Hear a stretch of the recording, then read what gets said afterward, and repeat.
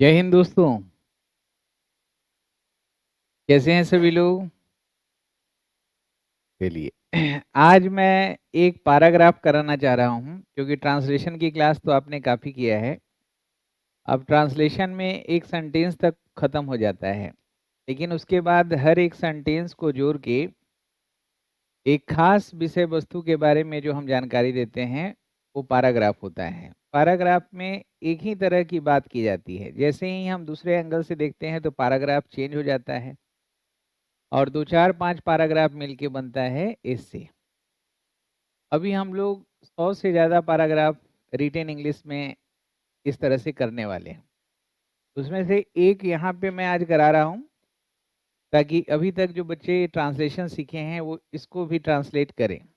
जैसे आज का जो टॉपिक है वो है ग्लोबल वार्मिंग। तो ये पूरा पैराग्राफ है। अब इसको मैं छोटे छोटे टुकड़ों में आपके सामने रख रहा हूँ। अब आप सब लोग साथ में ट्राई करेंगे।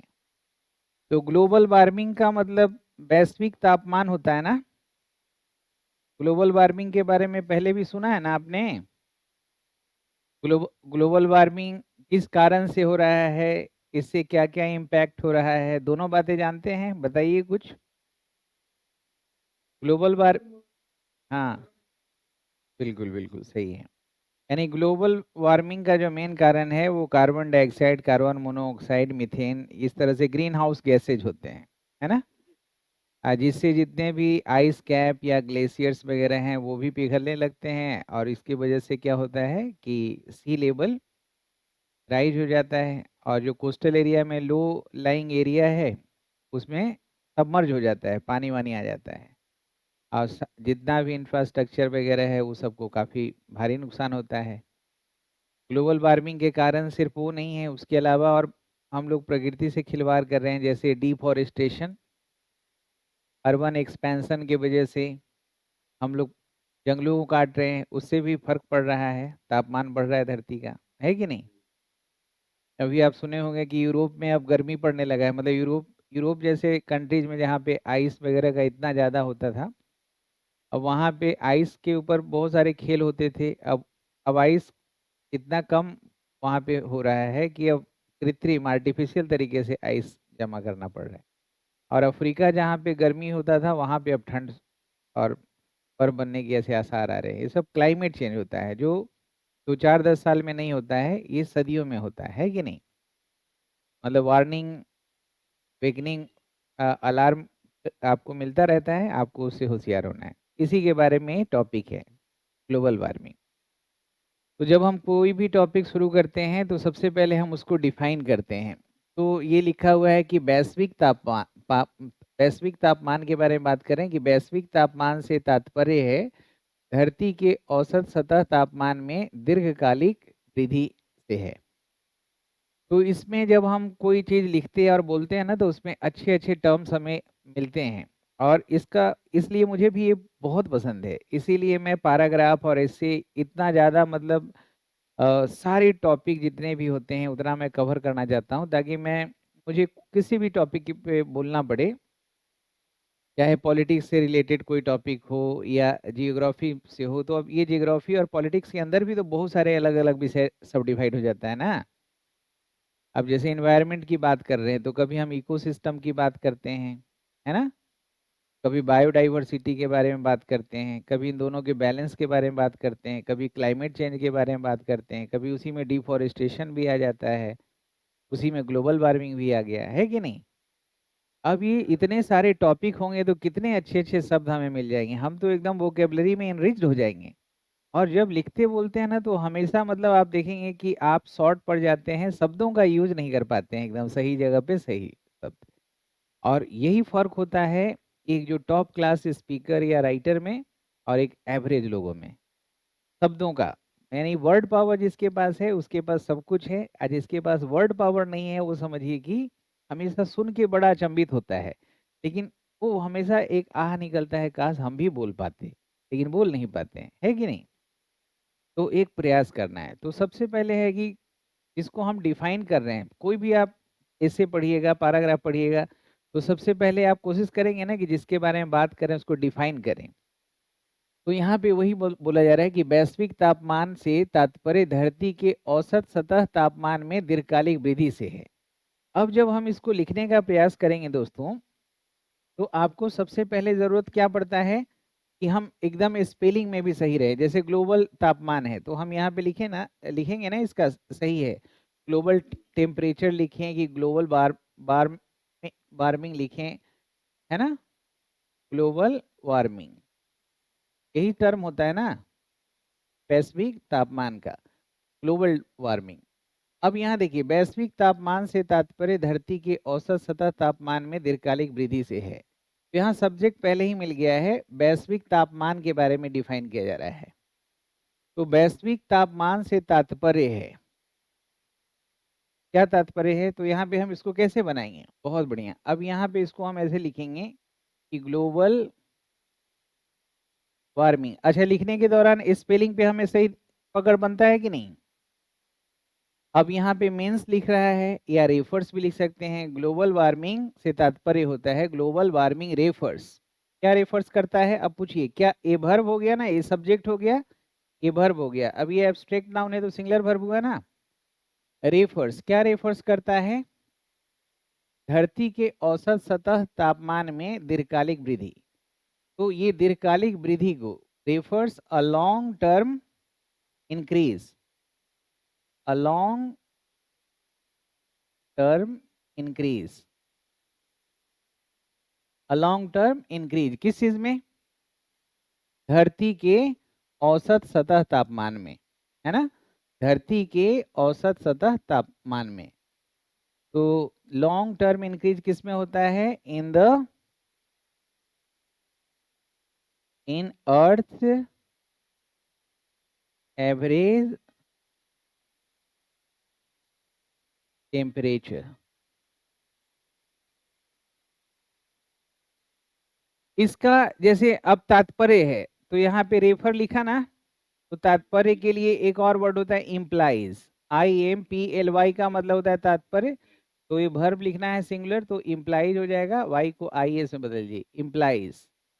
या जैसे अभी एक बच्चा ने लिखा था मीन्स, मीन्स दैट, समझ रहे हैं ना।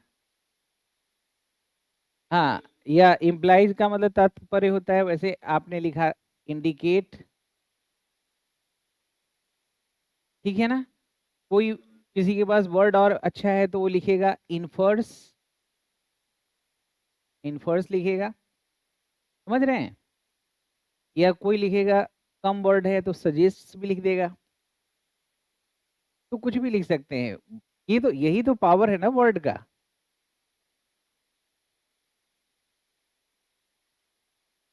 अच्छा, सब इंक्रीज की जगह सर्च भी लिख सकते हैं, बहुत बढ़िया वर्ड हो गया है। जैसे ये हमने कॉमन वर्ड लिख दिया, यहाँ पे इंक्रीज लिख दिया है ना, और आपने लिखा यहाँ पे सर्च। स्पेलिंग बोलिए ये वाला, सर्च का मतलब इंक्रीज हो जाएगा। कोई कोई इसमें लिख सकते हैं बूस्ट भी लिख सकते हैं, कोई ऑगमेंटेशन भी लिख सकते हैं, कोई इन्हांसमेंट भी लिख सकते हैं। समझ रहे हैं कि नहीं, समझ रहे हैं। या कोई कोई अपलिफ्टमेंट लिख सकते हैं, मतलब लेकिन सही टर्म हमें यूज करना है। आ रहा है समझ में। अब ये वाला वाक्य में कोई दिक्कत समझने में नहीं। अब चलिए दूसरा वाक्य की तरफ चलते हैं। हाँ, अब दूसरा है उसी में आगे है, इसका कारण ग्रीन हाउस गैसों की उत्सर्जन से होता है। ये जो होता है ना, ये ग्रीन हाउस गैसों के उत्सर्जन से होता है। जैसे कि ग्रीन हाउस गैसेज में आते हैं कार्बन डाइऑक्साइड, मीथेन हुआ, नाइट्रस ऑक्साइड है, ये सब है।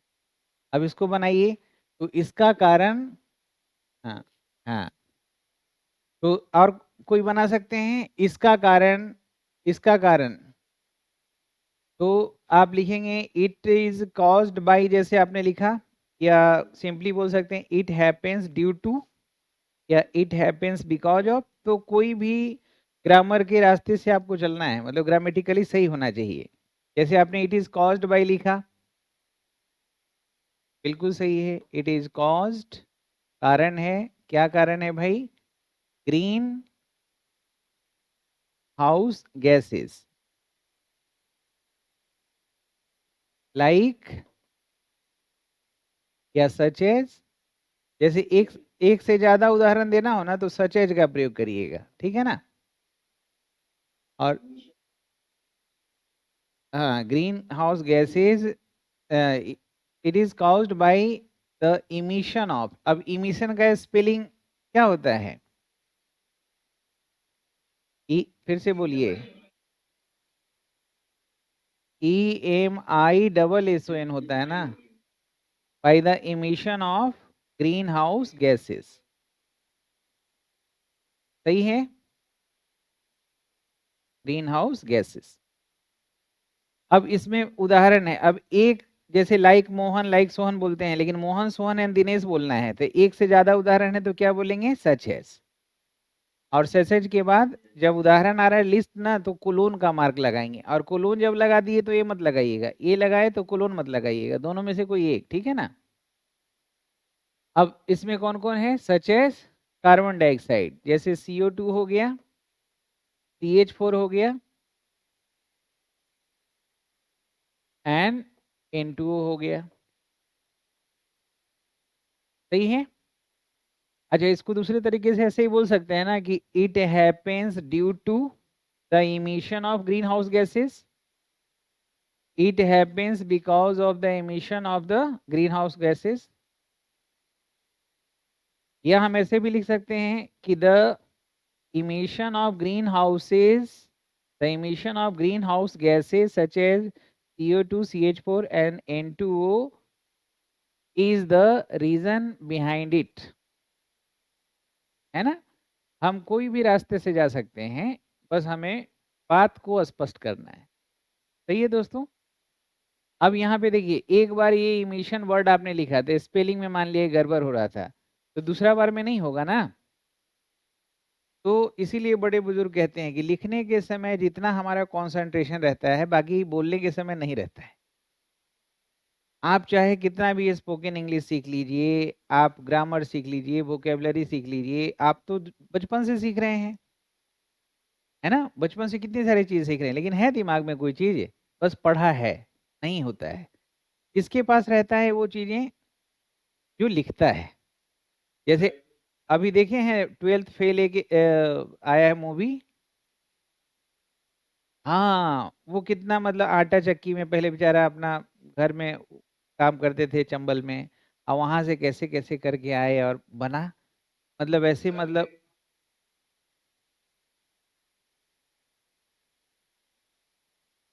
तब अब वो देखिए, एक आदमी वहां से कामयाब हुए तो आपको भी मोटिवेशन मिल रहा है कि हमारे गांव के बगल के हैं। जो मूवी देख रहा है वो भी मोटिवेट हो रहा है कि हम भी कर सकते हैं। मैं भी आज मूवी देखा तो हम कहे कि भाई देखिए, हम अपने गांव में 2-3 लोगों को फोन लगा के ही बोले जो अपने बच्चों को मतलब गरीबी में भी पढ़ा रहे हैं। हम कहें कि इससे बड़ा मतलब वरदान भगवान का कुछ नहीं होगा कि जिसको माँ बाप बहुत अच्छा मिला है, जो पढ़ाई लिखाई में बच्चों को सपोर्ट करते हैं।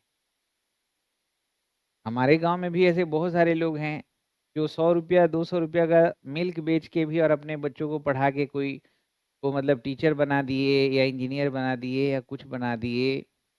तो ये तो बहुत बड़ी बात है। बहुत जो काबिल लोग होते हैं वो नहीं कर पाते हैं, वो अपना घर ही मकान बनाने में रहते हैं, बच्चों के फ्यूचर बनाने में ध्यान नहीं होता है। आज इनके बच्चे अर्निंग्स नहीं हो पाते तो बाद में फिर वो दिक्कत हो जाती है घर में, है ना।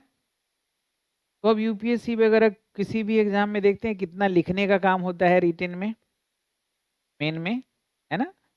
तो जितने भी बड़े एग्जाम है रिटेन का, रिटेन के लिए आपको मतलब एक तो स्पेलिंग करेक्शन होना चाहिए, सही विषय के लिए सही शब्दों का प्रयोग होना चाहिए, सही टाइम पे होना चाहिए, है कि नहीं। तो आपने हमने कितने सारे इडियम फ्रेजेज पढ़े, कितने सिनोनिम एंटोनिम पढ़े, कितने सारे वो सब चीजें पढ़े हमारे पास, इसलिए रहता है क्योंकि मैं तो रोज उसको लिख रहा हूँ, पढ़ रहा हूँ। लेकिन आपके पास एक मौका है कि जब मैं रिटेन इंग्लिश क्लास में जब चला रहा हूँ, तो मेरा कोई अभी एक टॉपिक मैंने पैराग्राफ ही स्टार्ट किया है ना, खत्म तो नहीं कर रहे ना। हम इसको लेके चलेंगे जब तक 100-150 मतलब कंफर्टेबल नहीं रहे तब तक हम इसको लेके चलेंगे, तभी हम एसे में घुसेंगे। उसके बाद ही हम लेटर राइटिंग फॉर्मल और इनफॉर्मल वो भी कराएंगे, 100 कराएंगे कि पूरे तरीके से एकदम आप आगे लाइफ में कहीं दिक्कत ना हो। 1 साल टाइम दे रहे हैं रिटेन के लिए, समझ रहे हैं ना। अभी उसके पहले हमने ट्रांसलेशन कोर्स बताया, फिर वोकैबुलरी कराया, फिर स्पोकन वाले भी एक कोर्स मैंने लॉन्च किया, फिर रिटेन का किया। सबको एक साथ क्यों नहीं किया? लोग कहते हैं कि एक ही बार में कर दीजिए, एक ही बैच में। संभव नहीं है, संभव ही नहीं है। उसमें आप क्रिएटिविटी नहीं ला सकते। अब इसमें अच्छा लग रहा है कि नहीं? धीरे धीरे जैसे जैसे मतलब आइडियाज, मतलब टीचर भी सीख रहा है, बच्चे भी सीख रहे हैं, और बच्चों से ज़्यादा हम सीखते हैं। बच्चे बताएंगे कि सर ये वाला ऐसे करिए ना, तो दिमाग में आता है कि बच्चों को भाई दिक्कत हो रहा होगा, तभी तो ऐसे बोल रहे हैं, है ना। तो इसलिए मतलब दोनों लोग सीखते हैं, और ये लाइफ लॉन्ग प्रोसेस है लर्निंग, है कि नहीं। तो अभी देखिए इमिशन का जो बात हुआ, ये अब दोबारा गलती नहीं होगा ना। उत्सर्जन के लिए इमिशन जो EMISSION, सही है ना। अच्छा, लाइक और सचेज में क्या अंतर है वो समझ में आया ना। बस तब देखिए, तो ये सब कैसे पता चल रहा है बारीकी, जब हम मॉनिटरिंग कब कर पाते हैं? जब रिटेन करते हैं, समझ रहे हैं कि नहीं। और यहाँ से हमें कॉन्फिडेंस मिल गया, यहाँ से एकदम समझिए कि फाइनल सर्टिफिकेट मिल गया। फिर न्यूज़पेपर रीडिंग ये सब कुछ नहीं है, वो सब एकदम आसान हो जाएगा आपके लिए जब मैं कराऊंगा वो भी। और ये देख रहे हैं ना, ये फिगर देने से ये पता चल रहा है कि ये सब एमिशन हो रहा है। ये क्या हो रहा है? कार्बन डाइऑक्साइड का इमिशन हो रहा है ना, emission of green house gases. अभी देखिए, ये गैस वायुमंडल में ऊर्जा को बंद करके तापमान में धीरे धीरे वृद्धि का कारण बनते हैं। ऊर्जा को बंद कर देता है, मतलब ये गैस वायुमंडल में ऊर्जा को बंद करके तापमान में वृद्धि धीरे धीरे करते हैं। तो जो भी गैसेज बढ़ता है ना, वो समझिए कि एटमॉस्फेयर में ही ट्रैप हो जाता है, मतलब बाहर नहीं निकलता है, ट्रैप हो जाता है। और टेम्परेचर क्या हो जाता है? धीरे धीरे फिर बढ़ने लगता है, और उसके कारण तो पता ही है। तो इसको बनाइए, ये गैस वायुमंडल में ऊर्जा को बंद करके तापमान में धीरे धीरे वृद्धि का कारण बनता है। तो ऐसे लिखेंगे, ऐसे ही सिंपल तरीके से। इसको हम 4-5 तरीके से बता देंगे। दीज गैसेस, ठीक है ना, क्या करता है? ऊर्जा को टैप कर ले। दिस गैसेज वायुमंडल में ऊर्जा को बंद करके तापमान में धीरे धीरे वृद्धि का कारण बनते हैं। Trap the energy in the atmosphere. सही है यहाँ तक? These gases trap the energy in the atmosphere and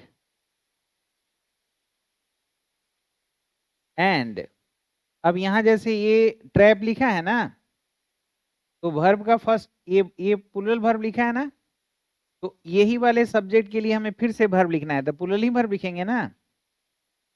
तो यहाँ पे लिखते हैं एंड कॉज। अब 2 वर्ब हो गया ना, एक वर्ब आई एक वर्ब, ये 2 सेंटेंसेस लिख रहे हैं, समझिए कि मतलब एक कंपाउंड सेंटेंसेस, क्लाउज 2 हो गया। सब्जेक्ट दोनों का एक ही है, तो 2 बार हमें देना नहीं है। And cause the gradual increase of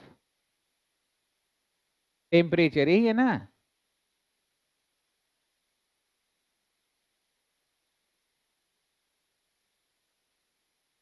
इस वाक्य का बनावट देखिए, these gases trap the energy in the atmosphere and these gases cause the gradual increase of temperature।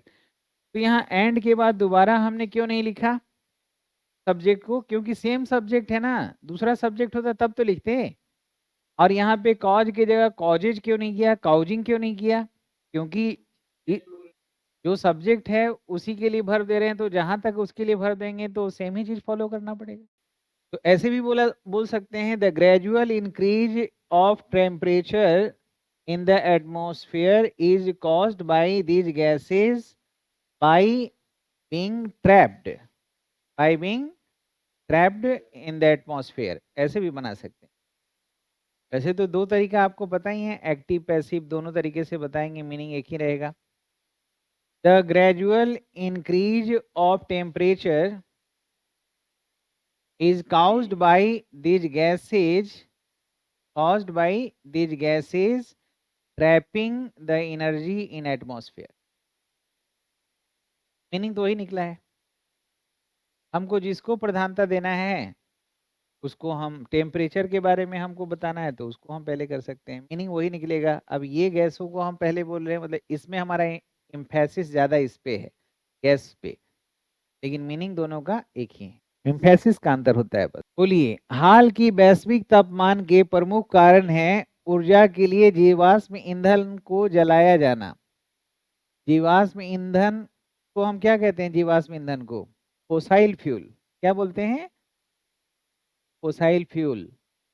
वनोन्मूलन यानी वनों की कटाई, उसको क्या कहते हैं? डिफॉरेस्टेशन। ये burning fossil fuel, fossil fuel में क्या क्या आता है? जैसे कोल है, जो वर्षों के प्रक्रिया में जमीन के नीचे दब के जो बनता है, जैसे कोल है, पेट्रोलियम है, गैस है, ये सब क्या है? फोसाइल फ्यूल है ना। तो इसको जलने के कारण और डिफॉरेस्टेशन हो रहा है, वो भी एक कारण है। और तीसरा कारण क्या है? इंडस्ट्रियल प्रोसेस, जो वायुमंडल में बड़ी मात्रा में ग्रीन हाउस गैसों का उत्सर्जित करती है। तो बोलिए, यहाँ पे क्लियर किया है कि वैश्विक तापमान जो ग्लोबल वार्मिंग के एक कारण है, दो कारण है, कि बहुत सारे कारण हैं? बहुत सारे कारण हैं। कौन कौन से कारण हैं बताइए? देखिए, हाल के वैश्विक तापमान के प्रमुख कारण कारण हैं, तो यहीं से लेके चलेंगे।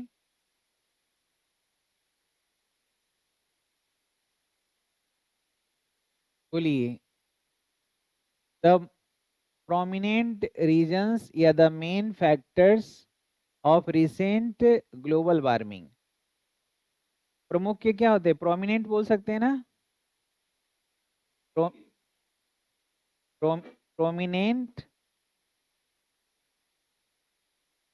Factors of global warming is लगाएंगे कि आर लगाएंगे? आर लगाएंगे, क्योंकि यहाँ पे ये है ना, फैक्टर्स हो गया ना सब्जेक्ट। फैक्टर्स आर कौन कौन है? जीवाश्म ईंधन। तो इसको जीवाश्म ईंधन, अब हमें वर्ड की जरूरत पड़ रही है तो क्या बोलेंगे? फोसाइल फ्यूल्स, यहाँ दिया हुआ है ना, फोसाइल फ्यूल्स। दूसरा क्या है? वन का काटना, क्या होगा? डिफॉरेस्टेशन। डिफॉरेस्टेशन, डिफॉरेस्टेशन में का कारण क्या होता है? डिफॉरेस्टेशन का, खेती बाड़ी करने के लिए काट रहे हैं, शहर का विकास हो रहा है तब काट रहे हैं, कुछ इंडस्ट्री लगा रहे हैं तो कट रहे हैं, तो इसका असर तो पड़ेगा ना। एंड इंडस्ट्रियल प्रोसेस, तीसरा क्या है? Industrial process. तो एक बात आपको समझ में आ रहा होगा कि जितना हम ग्रामर जानते हैं बहुत है, लेकिन शब्दों का यूज आपको करना है, शब्दों का स्टॉक होना चाहिए। You should not go out of stock in terms of vocabulary. अब यहां से आगे बताइए, आगे क्या है? जो वायुमंडल में बड़ी मात्रा में वायु ग्रीन हाउस गैसेस का उत्सर्जन करते हैं, तो आगे क्या लिखेंगे? बोलिए, विच इमिशन, तो नाउन हुआ ना, तो इमिट्स लिख सकते हैं। विच इमिट्स ग्रीन हाउस गैसेज,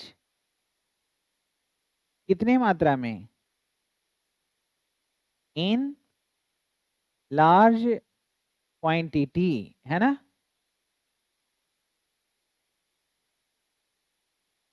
समझ रहे हैं दोस्तों? अब इमिशन का मतलब उत्सर्जन हुआ, तो उत्सर्जित करने के लिए वर्ब हमको लगाना था ना यहाँ पे, तो हमने इमिट्स लगा दिया।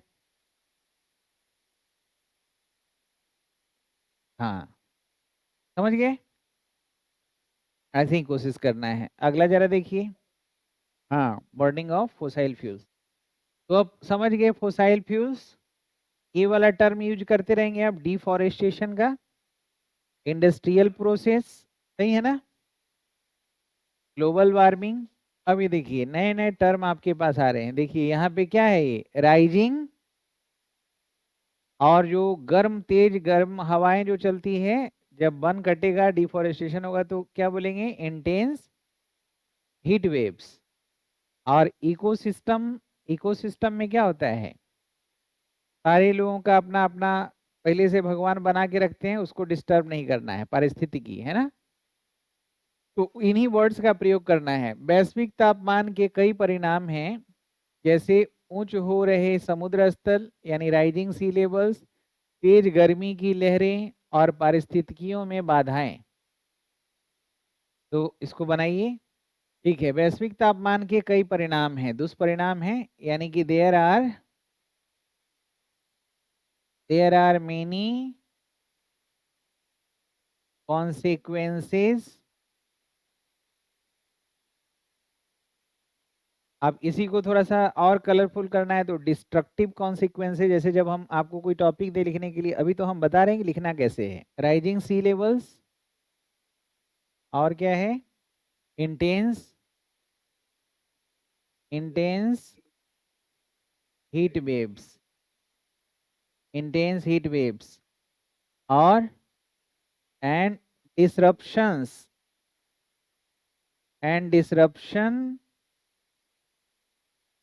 इन इकोसिस्टम्स। इकोसिस्टम का मतलब पारिस्थितिकी होता है, और कई इकोसिस्टम्स है तो इकोसिस्टम्स बोलेंगे। डिसरप्शंस का मतलब क्या होता है, बाधा। तो ये सही है ना। अब इसमें हमें सबसे ज्यादा चीज, हमको कौन सा चीज सताता है, कभी हम जैसे गर्मी की लहरें हैं तो क्या लिखें भाई, तेज गर्मी की लहरें हैं तो हम क्या लिखें, समुद्र स्तर जो है ऊंच हो रहा है, इसको हम क्या लिखें, पारिस्थितिकियों में बाधाओं को क्या लिखें। तो कुल मिला के ग्रामर का तो समस्या ही नहीं है, समस्या क्या रहा है, सही टर्मोलॉजी का। अब जैसे कोई जज है, कोई वकील है, कोई डॉक्टर है, कोई प्रोफेसर है, कोई राइटर है, तो उसको अलग अलग फील्ड के हिसाब से अलग अलग शब्द भी तो होते हैं ना, अलग अलग फिनोमिनन के लिए, अलग अलग घटनाओं के लिए, है ना। तो वो शब्दों की जरूरत हमें ज्यादा पड़ती है, एहसास हो रहा है इस बात का। हाँ, ये चीजें हैं। अच्छा, जब लिख रहे हैं ना तो हमको अगर एक चीज बार लिख लिए तो थोड़ा समझ में आया, दोबारा हम पैराग्राफ बनाएंगे, तिबारा बनाएंगे, चौबारा, अगर 100 को पैराग्राफ बना दे, 100 से ऊपर बना दे, 100 150 तो कुछ लिखने आ जाएगा ना। अब वो पैराग्राफ का माला बना के फिर ऐसे 100 150 लिख देंगे तो आ जाएगा कि नहीं, फिर तो एकदम कितना शब्द हो जाएगा, और पूरा ब्रह्मांड के जितने भी टॉपिक्स हैं लगभग हम लोग कवर कर चुके होंगे, है कि नहीं। और तब हम कहेंगे कि हाँ हमने कुछ सीखा। क्यों दोस्तों। और इसका होमवर्क पहले मिलता है ना आपको। हाँ, अब यहाँ पे देखिए, यहाँ पे है कि मेल्टिंग आइस कैप्स, यानी जो पहाड़ के ऊपर नहीं रहता है एकदम टोपी जैसा एकदम, वो भी तो पिघल जाता है ग्लोबल वार्मिंग में। और जो ग्लेशियर्स होते हैं वो भी पिघलते हैं। जैसे बहुत सारे हिली एरियाज में जाते हैं तो वहां देखते हैं ना कि बहुत सारा मतलब जो है एकदम मिस्ट लैडेन माउंटेन्स। कितना अच्छा लगता है बोलने में, मिस्ट लैडेन माउंटेन। वो ग्लोबल वार्मिंग में कहाँ वो मिस्ट रहेगा, सब पिघल जाएगा ना, जो स्नो बनेगा वो सब ग्लोबल वार्मिंग से, है ना। और कितना खूबसूरत लगता है, एक बार हम जम्मू में गए थे तो एकदम नदी के नीचे करके, बहुत नीचे था नदी, और खूब देर तक वहां पे एंजॉय किए थे, एकदम मियांड्रिंग रिवर था। कैसा रिवर था, मियांड्रिंग। मियांड्रिंग का मतलब एकदम सर्पीला, ऐसे पहाड़ी जो रहता है वो कैसा रहता है, सर्पीला। लेकिन नीचे जब उतरे थे ना तो एकदम जो ढालू था ना, एकदम तीखा ढालू था। तो हम तीखा ढालू है, अब तीखा ढालू हिंदी में तो बोल लिए, तो हमको अंग्रेजी का शब्द चाहिए कि एकदम स्टीप टेरेन था। कैसा था, स्टीप टेरेन था। तो अभी हम शब्द को यूज कर रहे हैं ना। और चारों तरफ जो फॉगी एकदम सिचुएशन था, और पत्तियों पे ना ड्रॉपलेट ऑफ वाटर था, क्या था पत्तियों पे? ड्रॉपलेट ऑफ वाटर, पानी की बूंदे थी, ड्रॉपलेट ऑफ वाटर।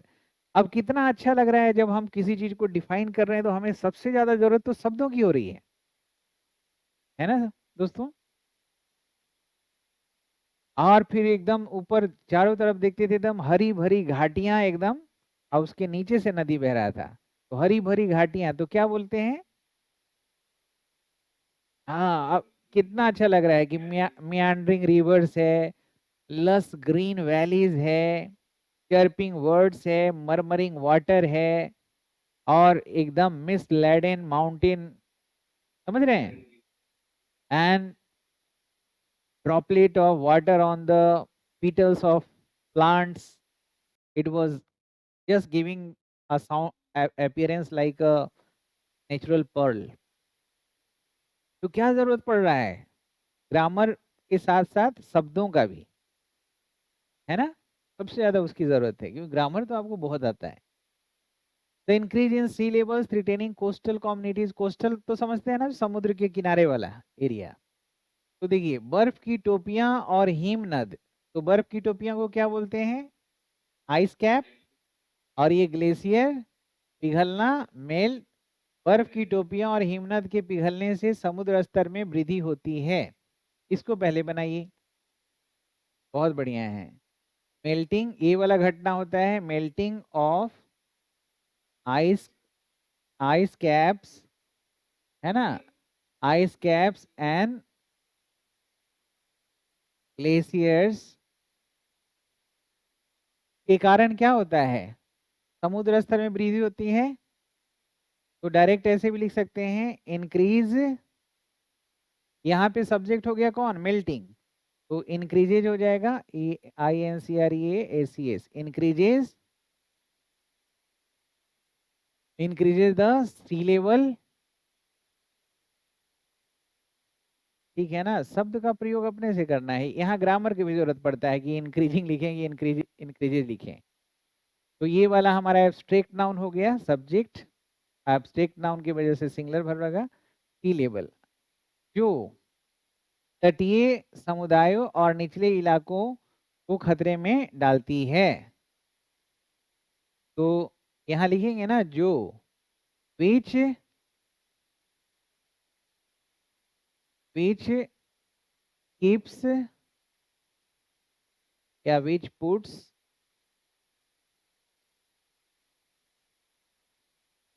पुट्स